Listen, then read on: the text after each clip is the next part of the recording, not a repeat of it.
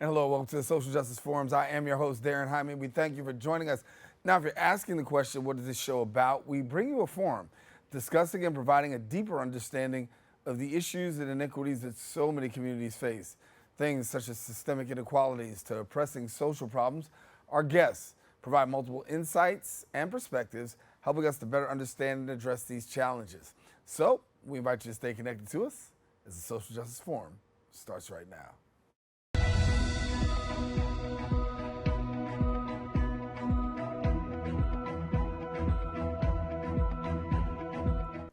And welcome back. Beyond the Chains empowers those affected by incarceration to become successful business owners and seamlessly reintegrate into society. Now, through an extensive range of classes, workshops, and comprehensive support services, they foster financial independence, provide housing assistance, and offer family counseling. Here now to share more, we've got the founder of Beyond the Chains, Jessica Jones. And Jessica, Hi. thank you for being with us. Thank you for having me. I think it's important that we really have this conversation because there are so many people who are incarcerated and yet still are looking for that second chance. Absolutely. But so many times society does not have the right things available, and there's this hindrance there. And then that leads to recidivism. But you say we're going to do something about it. All right. Yes, absolutely. So as you guys know, my husband is incarcerated. So this is how it all started. I never dated anybody incarcerated before, so I wasn't into that realm, right? But as I started, I knew him prior before he got arrested. But once he got arrested, you know, I wrote it out with him, and he's still in there. And I just saw so many things going on behind there, right? So many things that the men were going through. A lot of them didn't have families. It was certain things that was going on in the prisons. And then I ended up, you know, getting to know and meet people. And I saw what they was going through once they came home. So I was just around it all across the board. So I seen it in so many different aspects. And my husband, he didn't never had a business before. I had my first business, it's a spa business. So that's how we got into it. So I was teaching him, like, I'm just talking to him, regular business stuff, you know, you get excited. I'm like, yeah, I'm doing this. And he's like, well, I want to do something. I want to help these men and women that are incarcerated and that come home. I'm like, well, what you want to do? He was like, I want to start a nonprofit. I'm like, okay, you know, I'm like, that's cool. I never thought about ever starting a nonprofit, but I didn't tell him, and then I surprised him with his second business, incarcerated. So when you did this, obviously it had to be a great feeling for him because here it is, something that he really wanted to see done, maybe didn't have all the capacity to do, but you did. Yeah. And so getting him on his feet to be able to do this and seeing the journey from you dealing with it, how does that make you feel saying, listen, I'm being able to provide some answers to some of these problems that I saw? It feels good. You know, I feel like this is definitely my calling. I've done a lot of things, right? I've done taught in the beauty industry, in the medical industry, but it's something about this right here that really brings me joy to help families, especially when they cry to me how I help them and stuff. I get a lot of those phone calls. We be crying on the phone together, a lot of these families, and I really feel like this is my calling. So it feels good. I really definitely feel like I'm in the right path. Go back to one of those days when you were, you know, going to the prison and you're finding out things just don't look right. What were some of the things that you saw that said, listen, I can do something about this? Some of the things, family stuff. It was more so family. I seen, you know, the wives before we go in. We usually chat before we leave out. We usually chat. And it was telling me some of the problems that their husbands were facing as far as like getting medical attention, things of that sort, how there was a delay in medical attention. Just little things that they would get in trouble for, frivolous little things. Sometimes the whole jail will be on lockdown for one person's thing. They can't use the phone. Bathrooms wasn't working, clogged. I had an inmate send me a video of literally their whole tier in water. And they didn't do anything about it. I'm like, well, where's the guards? Because he was showing me. I'm like, where's the guards? Right. He was like, they're not here. I'm like, what do you mean they're not there? You know, I told my husband. So he was like, yeah. He was like, babe, there's a lot of things. Every jail is different. Some are better than others, but a lot of them are really bad, especially the ones in the South. Wow. So when an individual comes out, the biggest thing they want to find out sometimes is, how do I get a job? And I know you tackle that in terms of getting them job readiness and then also potentially job placement. Yeah, so really I aim for ownership, right? So my main goal is to help them own a business. That's really what we strive for. Let's start a business, because it's something that can't be taken away. A lot of the times when they do come home, they have a hard time finding employment, and then they tend to give up and they resort back to what they know, and that's going back to the streets or whatever it is to get that money to feel that they need to provide for their family. So a lot of the times we help them get start a business, and then we also, not everybody wants to start a business, so we're cool with that. Right. So we also give them the resources. We partnered like with other employment agencies that are felon friendly. Everything we do is felon friendly businesses, felon friendly everything. Right. So anytime we give them some type of job interview, it's felon friendly. And how has it been walking into businesses saying, listen, we want you to partner with us, but we want you to be felon friendly? Some businesses are not okay with that. Right. So, but luckily, in alignment, those businesses come to us, right. which is great. Mm-hmm. So I haven't really had nobody turn me down as of yet. I kind of do my research before I reach out to certain employers. Yeah. Well, nobody should turn you down. I mean, there's a guy running for office who's got 34 of them. So, you know, right. You should be able to find some kind of a job, some kind of assistance, something like that. When you look at that, I mean, honestly, you say to yourself, I see it here at the highest level of government. We should be able to do something with those who consider the lowest in the community. Yeah, but it's so crazy because it's really not easy for them to find a job. Yeah. It is not easy for them. Some of them even got turned away from schools, certain schools, just because they were incarcerated. It's not because they couldn't do the specific thing they was going to school for. It was just because they were incarcerated. The school didn't want no parts of them. Yeah. How much of a job of awareness does your not-for-profit bring to the fact that, listen, these are people who've been incarcerated, felonies, all of that, but yet and still, if you give that person a chance, they can turn their life around and also can turn your business around. Right. So it's just, again, it really depends. It's really one of those touchy things when it comes to employment. Mm-hmm. But a lot of the times when we reach out to these employers, a lot of them were already felons. Right. So that's who we tend to reach out to. So it's not really too much hard. It's just like, is this person going to do what they need to do? Yeah. What's the track record? I basically got to back them up, you know? So other than that, it hasn't really been hard, but a lot of them that do come to us is because they want to start their own business. It's a straight, I want to start my business. And the need for a business plan and a resume, we right? help them with everything, yes. Yeah. Mm-hmm. And when they come out and they've had the opportunity to receive the services that you provide, and then to be able to turn things around, talk to me about the impact that you've been able to make. So, all right, my husband has his own medical lab. Do you really hear of a felon having a medical lab, right? Some people don't have that. I help my husband with that, and I'm helping 3 of prison wives as well open up their medical lab with their husbands. So a lot of them did not know you could do DNA testing. That is a felon-friendly business.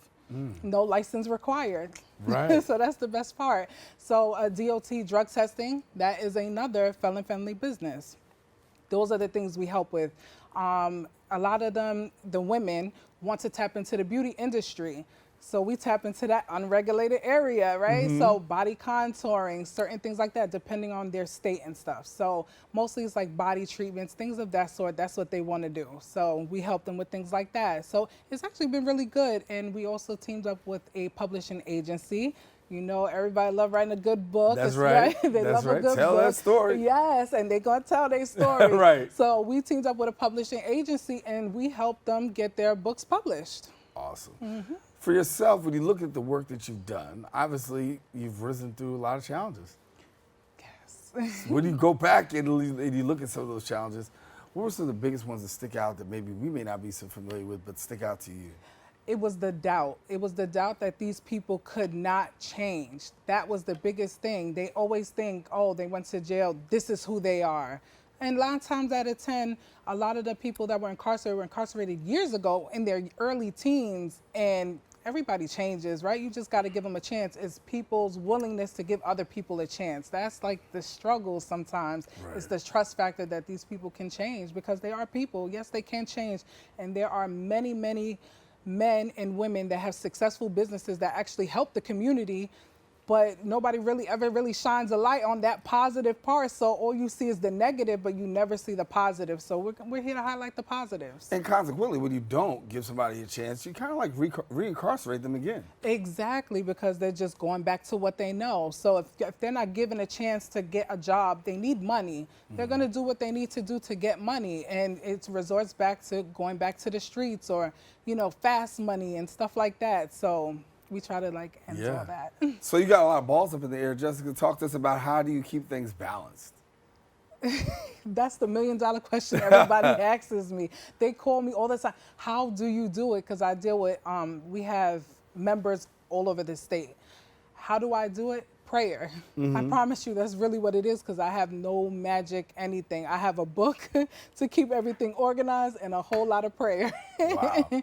But it is, like I said, when it's in your alignment and that's what you're meant to do, doesn't feel like work. So I just go with it. So what does the next year look like for you when you talk about looking and scaling up the business and doing what you're doing? What do you see on the horizon? We are doing a documentary.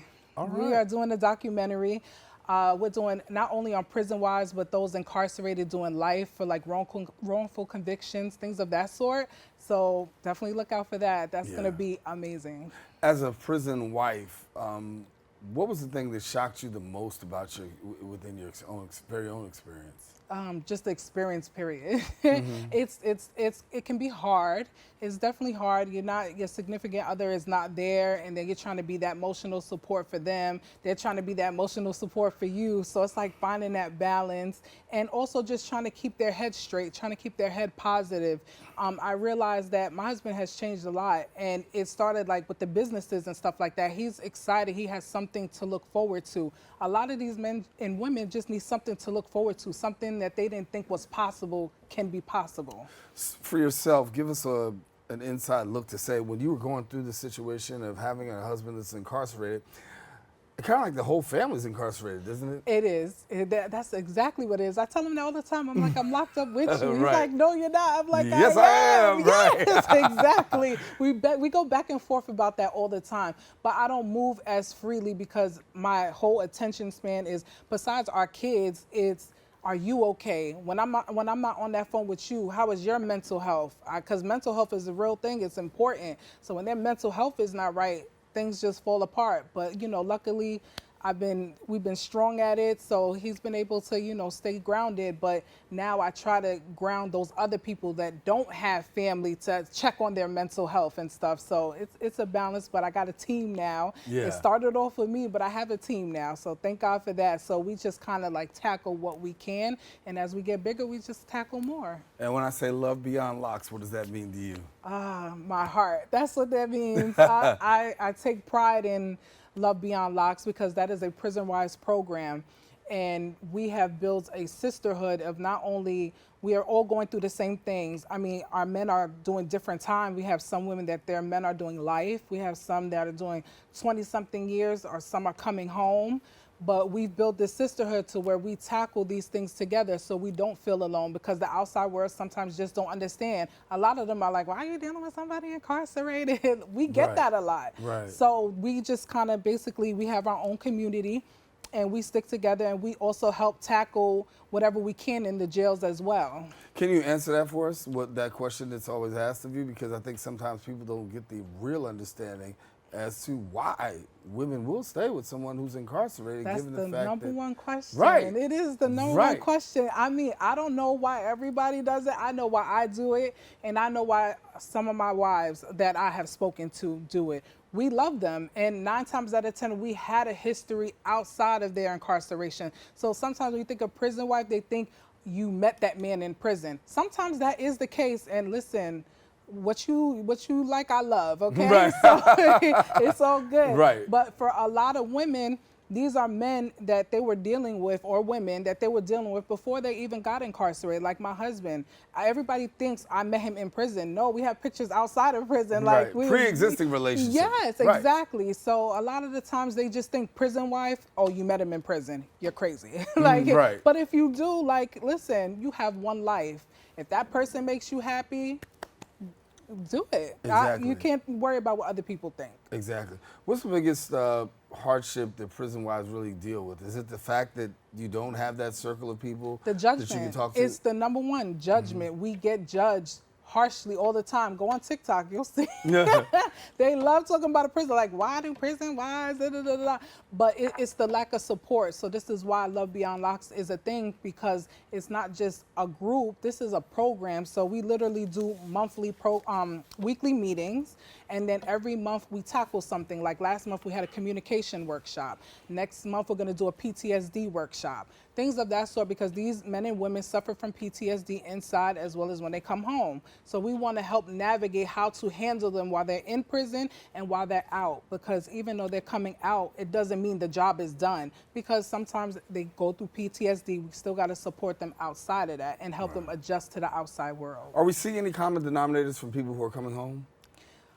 PTSD.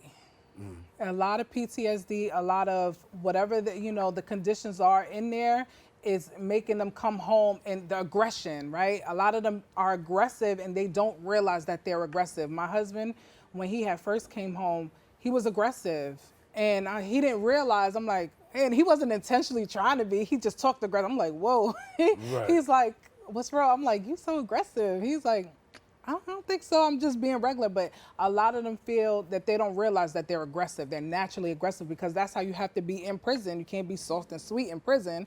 So you're trained and conditioned to that. So you come home, it's not intentional. It's just, that's what they was used to all these years. So that's the common denominator, PTSD, the aggression, all of that. There may be a family out there saying, listen, how do I get in touch? What's necessary for me to be a part of Beyond the Chains and some of the services that you have? Your response to them is what? Just go on the website. You can find me on TikTok. You can find me on Instagram, Facebook, Google. We're everywhere. All you got to do is just type in beyondthechains.org and we will pop up. That's it.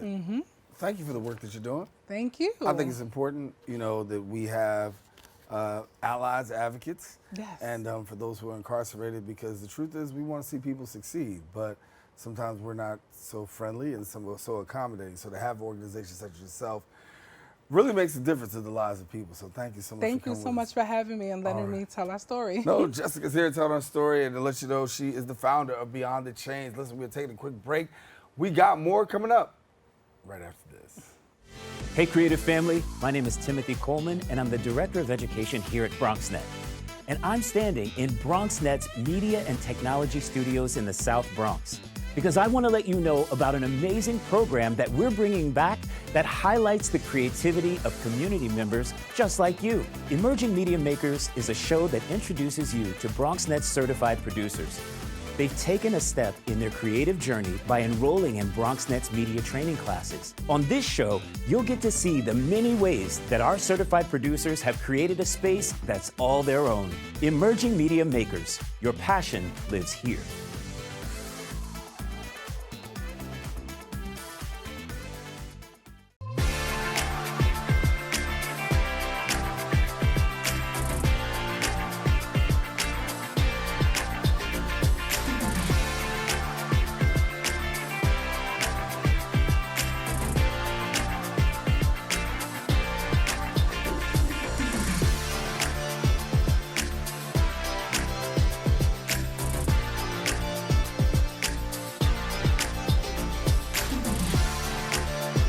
What's up, creative family? Discover your voice with BronxNet Community Media classes. Are you ready to bring your ideas to life?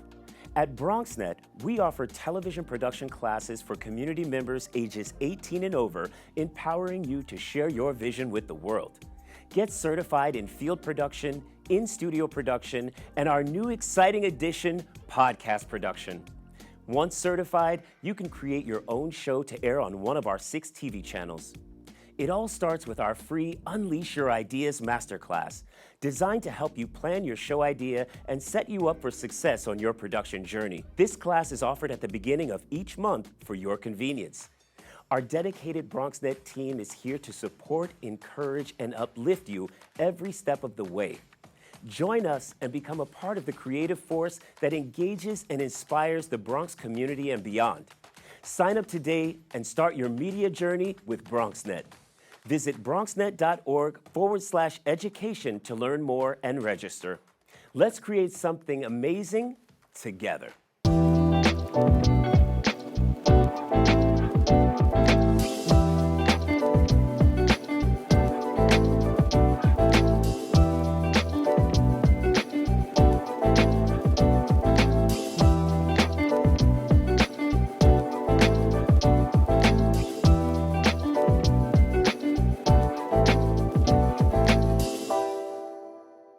And we are back in our modern justice system. The role of court reporters, crucial, critical.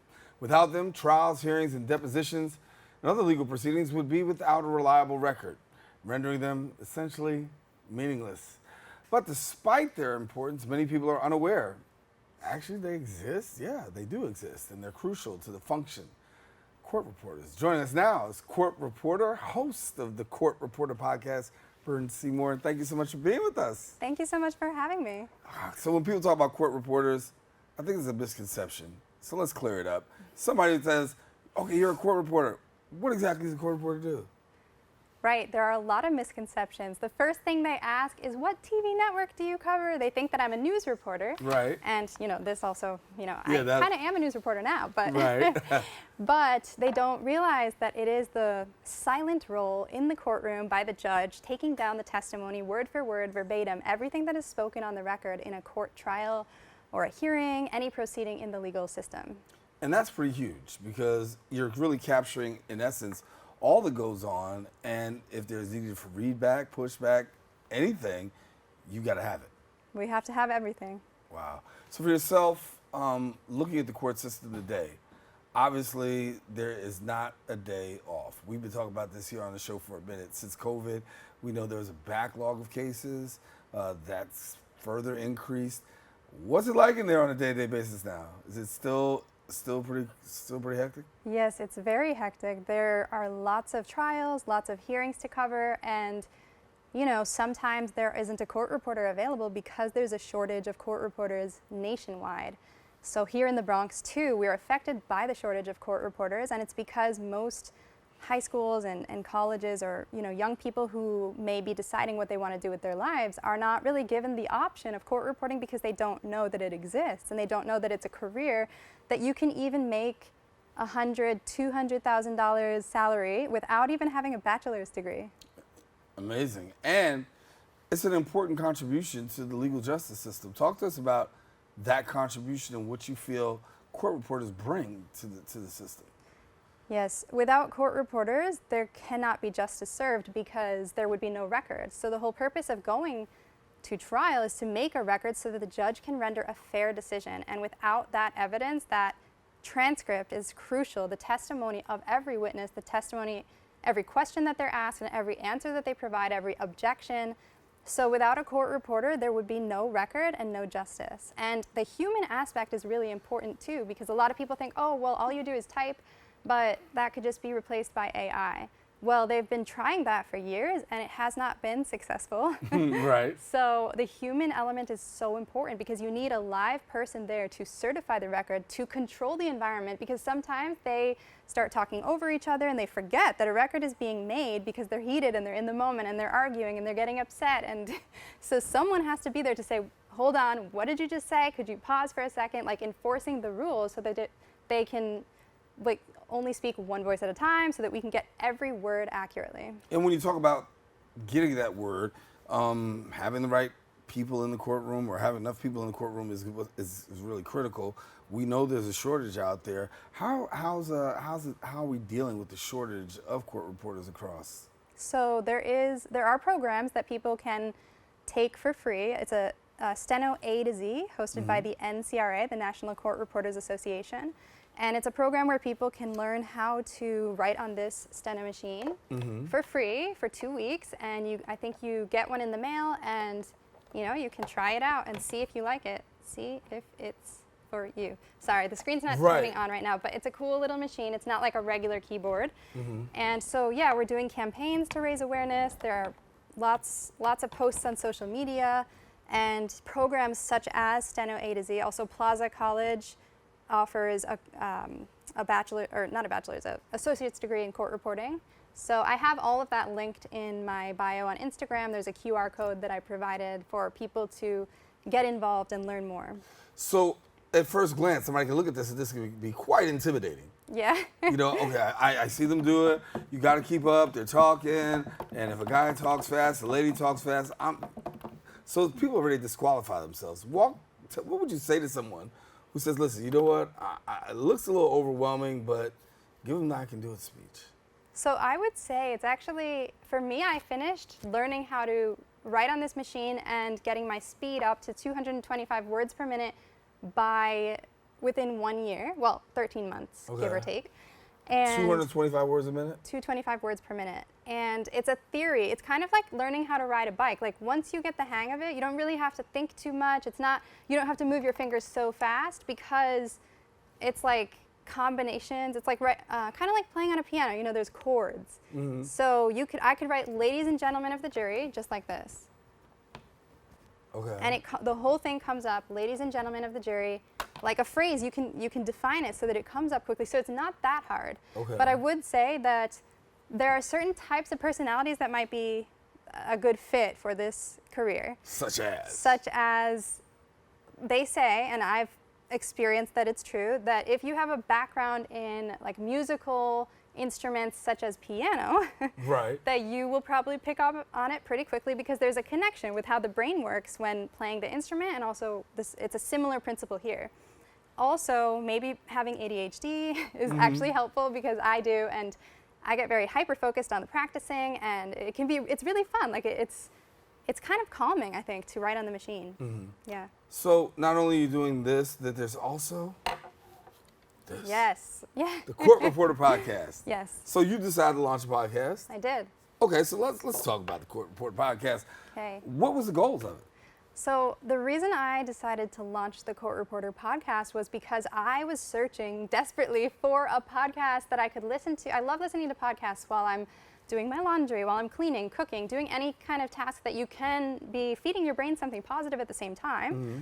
And I would search every so often in Apple Podcasts, Court Reporter, and I just couldn't find what I was looking for. So since it didn't exist, I decided to eventually create it because I think that conversations that we have amongst each other from court reporter to court reporter or from court reporter to attorney, I also interview attorneys on the podcast, as well as proofreaders and scopists, which are people who edit the rough draft of a transcript. So there's a lot of stages that the transcript goes through in order to reach a complete final product. Mm-hmm. And so I thought these conversations that we have with each other and with other people that we work with are so important, and we're not having enough of them.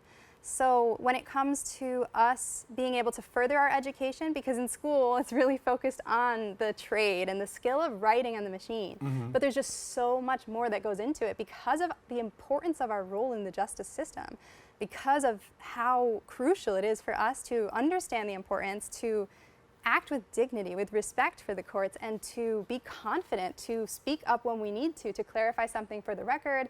Like, we don't learn how to overcome the fears associated with kind of like putting yourself out there because we're front and center in the courtroom, and so the school doesn't really focus on all those other aspects. And even running a business, we have to learn how to incorporate our businesses and do our billing and our own taxes and finding all these people to work with, building a team basically. Mm-hmm. And I didn't sign up to run a business, so I really thought I was just going to be typing, but it's so much more than that. So every conversation that we have with each other is so beneficial, and I felt, why is it so difficult to access these conversations? I felt like I have to pay so much money in order to get access to one seminar, or I would have to travel across the country to go to a convention in order to listen to these discussions. And so I felt, no, I think we need this to be available for free. So every time I would have a conversation with someone, I felt this needs to be recorded and shared. Right. So I just decided, okay, why not? Let's just do it. What's the feedback been? It's been great. I feel, especially, so on a podcast, it's a lot of me talking with the guests or doing a solo episode, and I don't get direct feedback because it's not like social media where people can comment directly or say something. But I do also interact with listeners on TikTok and on Instagram and Facebook. So TikTok and Facebook are pretty much the main places where I get most of my feedback, and people do ask questions and they do suggest topics, and so it's definitely something that I feel has been beneficial for the industry.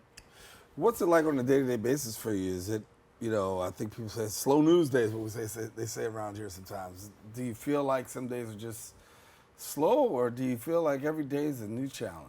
In terms of creating content? Yeah. So I feel like every day I experience something worth sharing. So I could probably do an episode every single day, but I do it weekly. And there's always so much that I mean, our lives and our careers are just so unique and so different and so interesting. And every day there's a journey, there's a different story. Something crazy happens like at least every week. And nobody understands it. Like, I used to share these stories and share what I'm going through and how stressful things are with friends and family, but they didn't understand at all, because they're like, well, she's probably just exaggerating because all she does is type. But right. But there's just so much more that goes into it. So, like, sharing these things with people who are not also in the industry is just, it doesn't Yeah. They don't understand. Right. and sometimes that can be very frustrating when you have somebody that doesn't understand what it is that you do.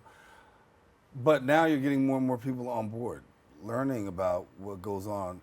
Are you finding that people are finding now court reporting to be a little bit more attractive as the podcast goes and your work continues? So I personally, my podcast was originally started to help people who are already court reporters, but I find that there is a lot of interest in the career itself, in learning about what it is. So I'm shifting a little bit now to speak to just a general audience and anyone who might be interested in learning, rather than just gearing it towards only people who are already working court reporters. Right. And as we know, the court reporter shortage is really there. We stated that a little bit earlier in the segment. But for yourself, do you see things getting better given the fact that it's just, more and more people are coming to the courthouse? Yes, I see. Well, actually, it's just, there is a kind of an urgent need for more court reporters to sign up and to step it up, I guess, because the rate of retirement is exceeding the rate of new court reporters, and people think that there's no need for court reporters because of technology, but that is absolutely not true. So I hope that this interview can raise awareness about it and allow people to realize, like, this is an amazing career. It's really rewarding, and we need to solve the shortage. There's a high demand for court reporters, and I see a rise in voice reporting, which I don't believe is allowed in New York State, at least not yet. I don't know if there's any plan for them to allow it.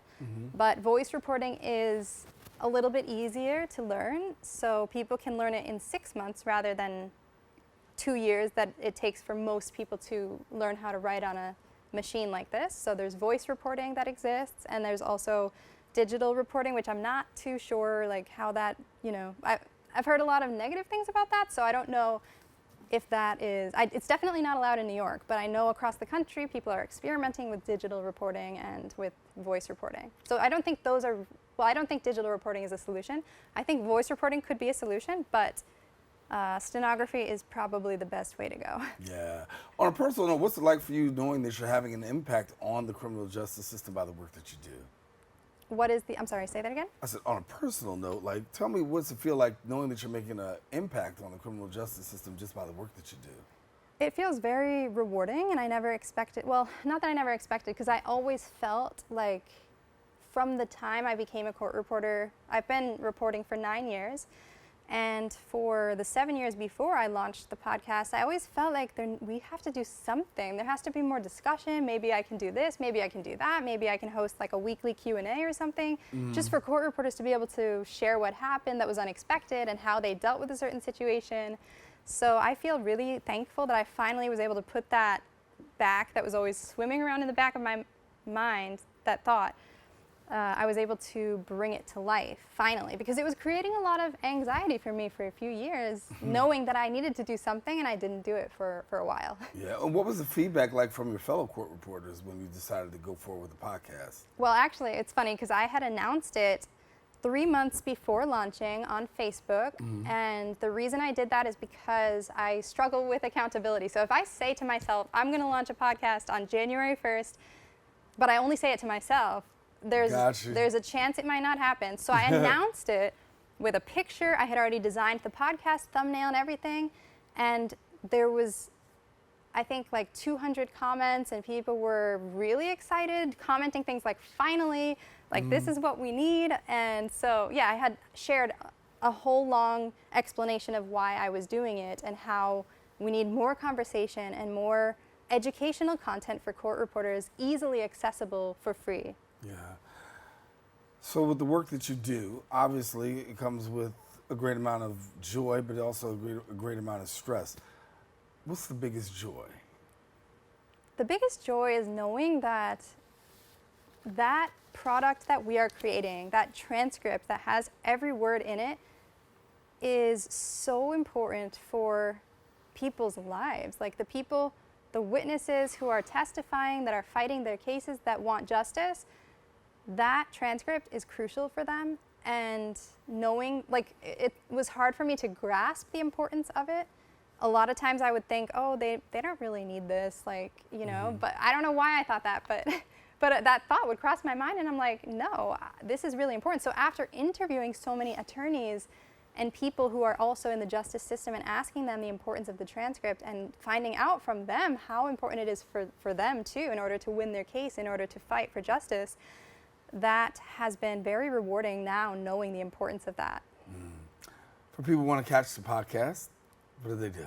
So I have a QR code on my podcast. I don't know if that could be shared now, but it'll be here. But you could find me on Instagram, where I have a link tree that has the links to everything. It has the podcast website, which is courtreporterpodcast.com.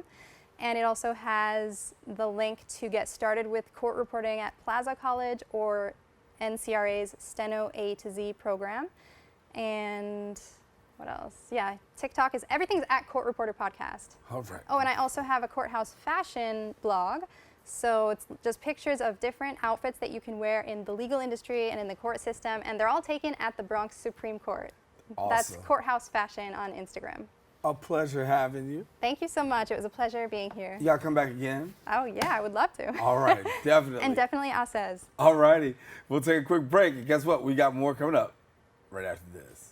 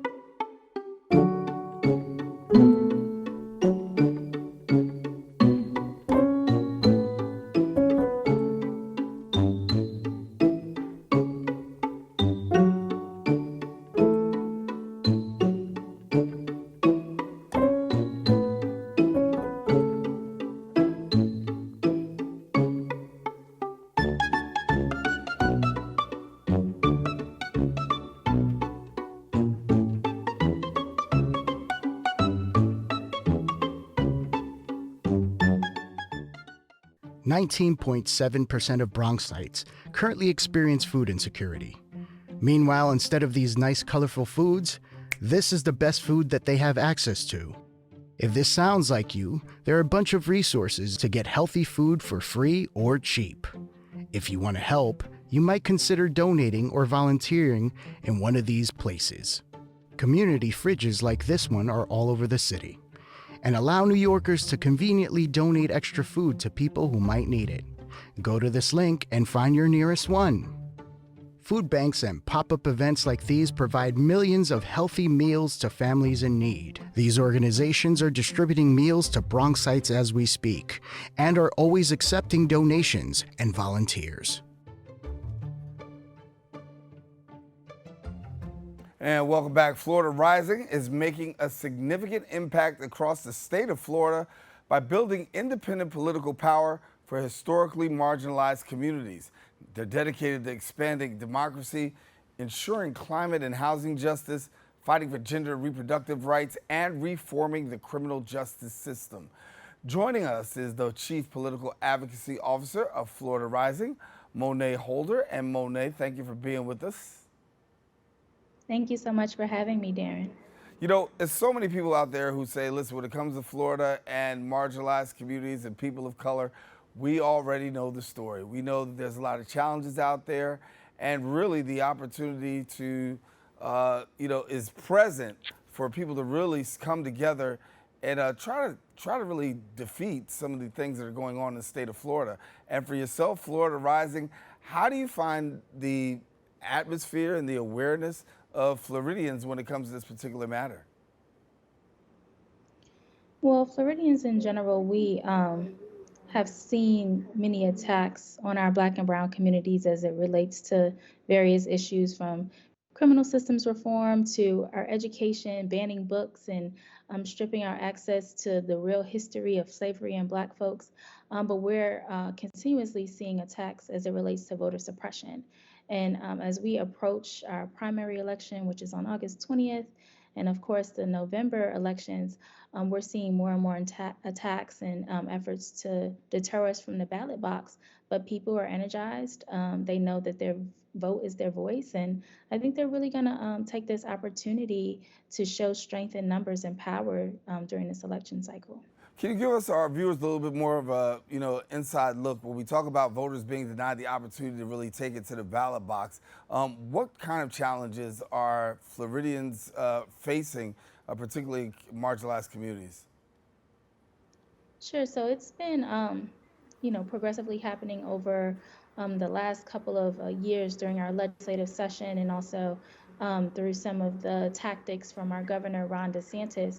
But to name a few, just even dating back, returning citizens do not have their automatic rights restoration, meaning after they serve time, they weren't automatically having their right to vote restored.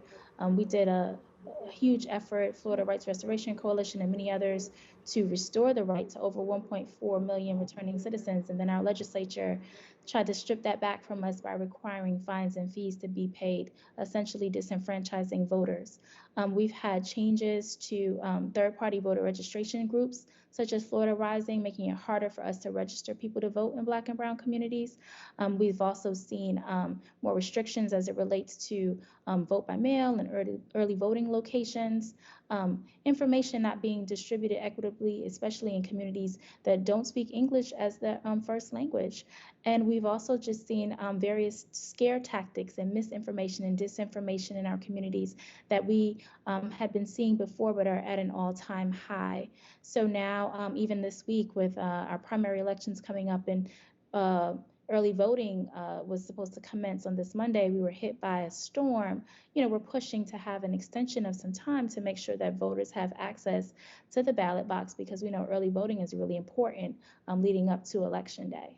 Yeah, and I know that, Floridians have just been going through it, and we talk about the state of democracy in Florida, a lot of rights being challenged, attempted rollbacks of a lot of different things. It could be something that can wear somebody down. What's been the attitude and what's been the mindset in trying to keep people motivated, particularly at a tough time such as this? Well, voter apathy is definitely a real thing. We do have some folks in community who don't necessarily want to fight through the challenges of voting, or may not make the connection to their daily lives, but that's where we come in. So we're having conversations with people year round on how to connect the dots between elections, who represents you, and your quality of life. I think more recently, with a lot of the attacks coming down from our state government and people being aware of how that impacts them, as well as people being energized about the top of the ticket and Vice President Kamala Harris vying for the seat of president, people are energized. They are looking to make a difference. They're looking to make history, but they're really, really understanding the impact of elections and what it means to have someone who represents you being in office. Since the vice president is now the Democratic nominee, what has been the mood of Floridians around this, particularly the ones that you've engaged with? Has there been more of a, okay, we've got to get ourselves registered to vote, we got to get out to the polls? What are you seeing with boots on the ground from Floridians with the candidacy now of the Democratic candidacy of Kamala Harris?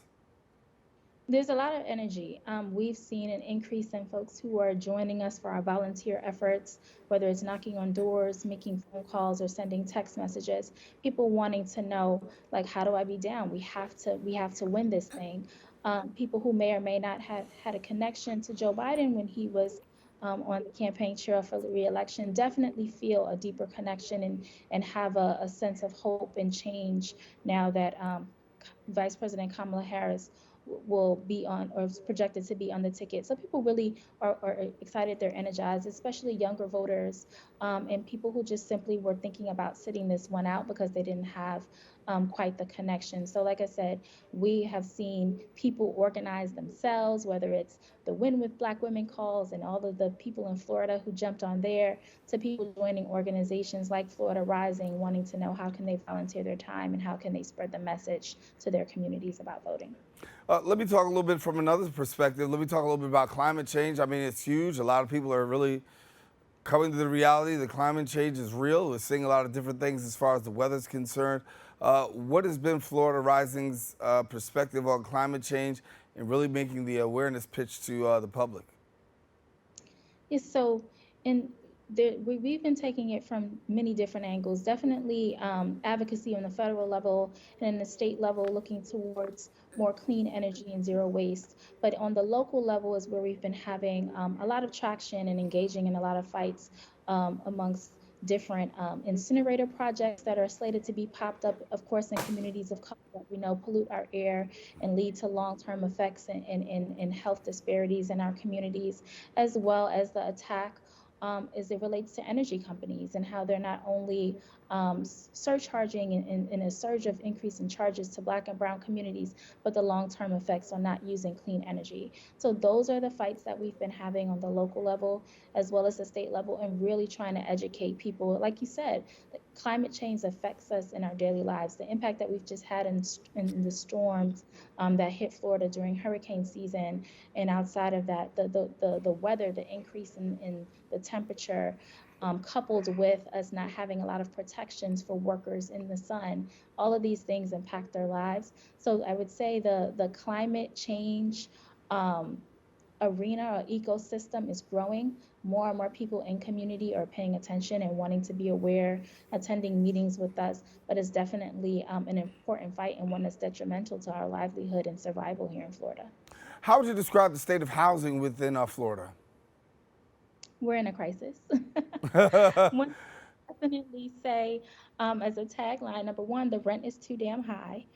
That's part of it. And in addition to the rising cost of housing and the shift of what affordable housing actually means and how it's accessible to Black and Brown communities has been devastating to us. The increase in homelessness and the lack of housing and options for people who are unhoused, as well as dealing with slumlords who don't upkeep and maintain the properties that people can actually afford, which leads to, health impacts and other things. So we're attacking housing in many different angles, but the moral of the story is the rent is too damn high. We need rent control, we need rent stabilization, and we definitely need livable conditions from landlords and those who are providing shelter and housing for people in our communities. You talk about rent, but obviously home ownership is also critical as well. There's so many people who cannot own a home simply because of the economy and what's going on.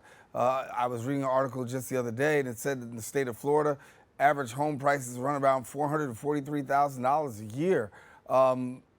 Give us some boots on the ground perspective as to the home ownership crisis. It's precisely that. It's not accessible. It's not affordable for many people. In addition to the increase in insurance. Well, we've also seen a spike in even with new subdivisions or developments that are coming up across the state. A large number of those homes or properties being bought by developers and then rented out for astronomical costs. So people are moving into the phase of having more and more roommates or just simply being unhoused. So being able to purchase is not something that is attainable for a lot of folks in our communities, and it's really, really sad. Yeah. I want to switch fronts for a little bit, talk about the work that you're doing with gender and reproductive justice. A lot of work that's being done. We know the Supreme Court has made its decision. Local and state government still haggling some things out. But while the haggle is going on, the work is still going on from the part of Florida Rising. Yes. So unfortunately, Florida passed and enacted a 6-week abortion ban. So that's where we are now in the state. But Florida Rising is one of the leading groups in the coalition called Floridians Protecting Freedom, which is the campaign leading an abortion access ballot initiative. It will be Amendment 4, and it will be on the ballot in November. And what it will do is bring the choice and the autonomy to make decisions about your health care back into individuals, back into women, not into the hands of politicians. It's a private decision between a woman and her health care provider and her family, and not one that should be decided by government. So Amendment 4 will be on the ballot. We are extremely excited about it. It's been a process in the making, but we reached the threshold of getting signatures collected. We have a lot of support and energy from the community here locally, but we've received a lot of support across the nation within this campaign. And we know that in November, we will reach the 60% threshold to have it passed and have abortion access enshrined in the Constitution here in Florida. Yeah, I think for some people, the question is whether or not the bear has actually been poked when it comes to this matter. Going to the polls, we'll talk about it in November. How big of an issue is going to be gender and reproductive justice in terms of communities of color actually coming out to the polls from your perspective? It's huge. I mean, I think it's a couple things. If and when you have someone who may not be connected to candidates or interested in who they're voting for on the ballot, they definitely have an interest in an issue. And the issue of abortion access transcends across race, gender, political party, and class. We have found that this is indeed a bipartisan issue, and people definitely want to have the right to make their own decisions. So it will be something that people turn out to vote for. It will be a motivating factor for people to have a decision on how they're able to govern themselves. I mean, in addition to Amendment 4, we also have Amendment 3, which will be on the ballot regarding legalizing recreational marijuana. So I think outside of top of the ticket and the down ballot races that we have in Florida, we have two very, very important issues with abortion and marijuana legalization that will definitely energize and turn people out to vote. And we talk about another issue too, which is criminal justice reform. And obviously, in my last couple of seconds, we were talking a little bit about criminal justice reform, the fact of those incarcerated and the things that need to be done. How do we see this playing out in Florida? And talk to me about the work of Florida Rising in dealing with criminal justice reform. So yes, so I think in criminal justice reform and where folks stand on definitely police accountability, and community policing and restorative justice are topics that come up often in our people's assemblies that we have monthly with our members, as well as when we're looking to candidates that we endorse and think would be the right fit to support our community. So we're definitely not only seeing where folks are at, but pushing them in a way in which it's restorative justice. It's a way to bring whole the community and not just being a highly penal system. We've looked at it from a lens of returning citizens, so those who have had felony convictions and continue to be criminalized in their daily lives, whether it be through voting or other actions, and looking for ways to be proactive and bring more resources into community instead of pouring additional resources into law enforcement that doesn't necessarily bring forth the change that people want to see. So we're looking at it both from the local level, starting with our sheriff's races and what relationships and accountability we can hold there, and then what the state and federal government, what kind of actions that they can take in order to support criminal systems reform overall that trickles down into the state. Yeah. And for yourself, what do you find to be the biggest issue right now that maybe people aren't talking about in Florida that we up here in New York, across the Northeast, could probably be paying attention to? So I'll say, unfortunately, but fortunately, with Florida, all of our issues are on the forefront. But I definitely think with a governor who has positioned himself and is trying to position his party to strip away the history of Black folks in slavery from our school system and ban books and continually suppress voters of color is something that we definitely need to continue to pay attention to. And not only as we hopefully see Governor DeSantis on his way out totally in the state, but the groundwork that may have been laid for administrations to come, how do we reel back and gain what we've lost and also continue to make progress in all of those aspects, especially as it relates to education. You know, we up here in New York always have that conversation with Florida about this is the state that a lot of people are vacating New York to go to. They're going to Florida. But the question is, when it comes to communities of color, are we seeing the same kind of traction that actually is being reported? I think it depends. Yes, Florida is a state to retire to and call home, but it actually depends on, who you are and your socioeconomic status. For some people, it's still a great retirement space. If for some folks who are coming to start a family, I think you have to be mindful of what's at play here. And then there's also the locally where you choose to live in Florida. Florida is a huge state. We have 67 counties, many different municipalities here. So there are some great places where you can anchor yourself, become involved, make change, and live quality of life. But there's a lot of places in which you can't. So I think people definitely have to do their research and define their why when they think about relocating to a place such as Florida. Yeah, Moné, I got to leave it there, but I want to thank you for joining us and sharing a little bit about what's going on with Florida Rising. I mean, as we get closer to November, we're going to need you, so you're going to have to come on back and share with us so that way we can get the inside scoop and find out what's going on and what we can do to assist in spreading the word to get the message out. So thanks so much for being with us. Absolutely, thank you. All righty. And I want to let you know we come to the end of our show today. We hope that you enjoyed this week's discussion on the Bronx Social Justice and Anti-Violence Forums. Now listen, if you want to rewatch this week's edition, catch the cablecast right here on BronxNet.org. Want to join on the conversation, present your point of view? Well, guess what? Hit our social media at BronxNet TV. Join us next week. We elevate the discussion and bring further awareness across the globe. I'm your host, Daren Jaime, saying take care and God bless.